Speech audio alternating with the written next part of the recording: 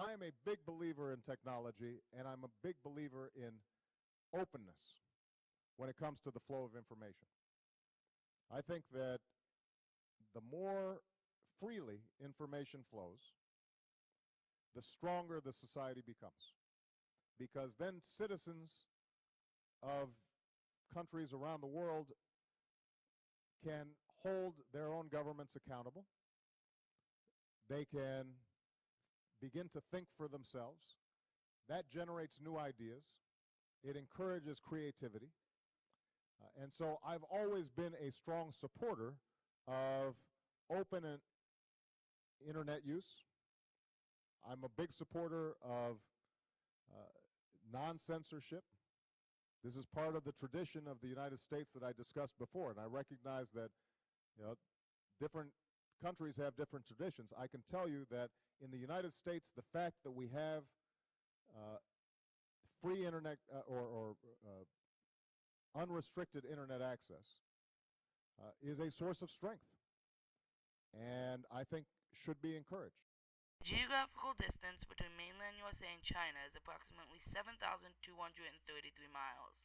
This is a flight of nearly 15 hours, a boat ride of about 2 weeks, or the click of a button.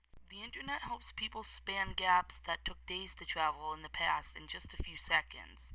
So why would the leaders of countries like China or North Korea ever want to censor it?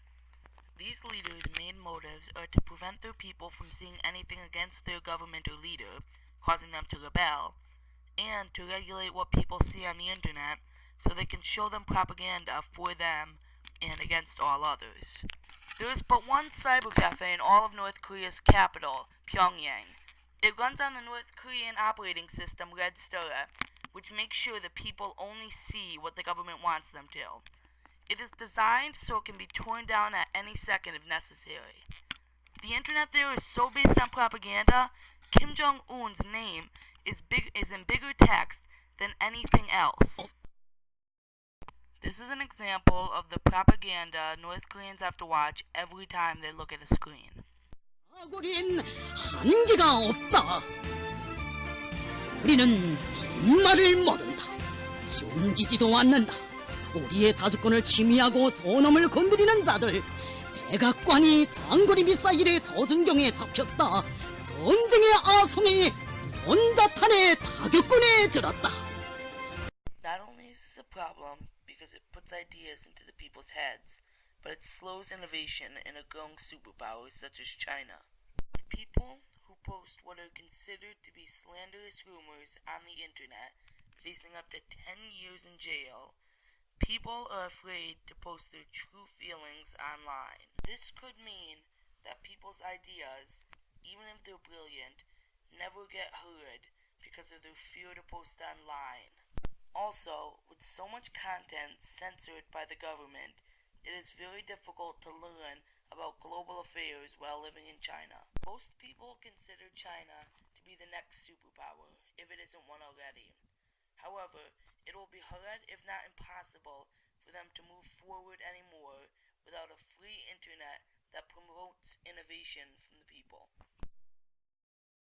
Although we are not the closest allies to countries like China or North Korea, or even allies at all, the U.S. could still use diplomatic reasoning to convince these countries and their leaders that censorship. If not the United States, someone has to talk to these countries and convince them to stop their censorship, for it does not only affect their economy, but also the global economy.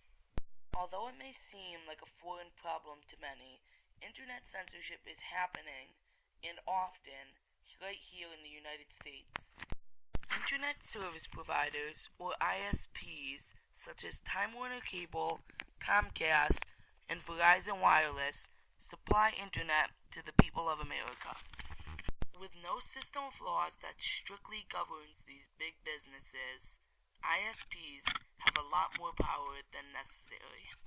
These companies can slow, stall, or even completely block content from their customers.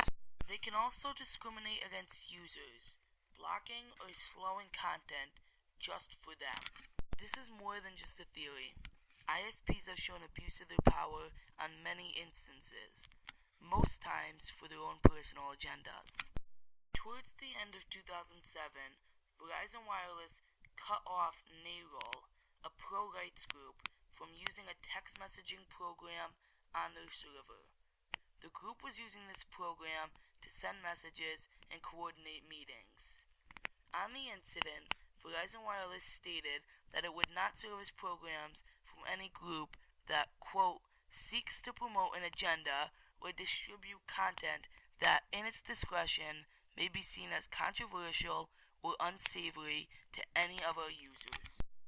In another incident in 2007, Comcast, the second largest ISP at the time, blocked file transfers from customers using peer-to-peer networks such as BitTorrent. The disturbing part of this is that it is completely legal for these big business companies to participate in what seems like a direct attack on the people's First Amendment rights.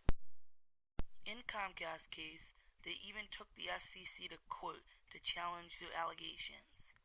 Even though all allegations were proven to be true, Comcast still won the case. These violations are possible because Congress still hasn't passed net neutrality laws, which would prevent the internet companies from taking too much power in their hands. These laws would also make it impossible for ISPs to discriminate against a certain user or group.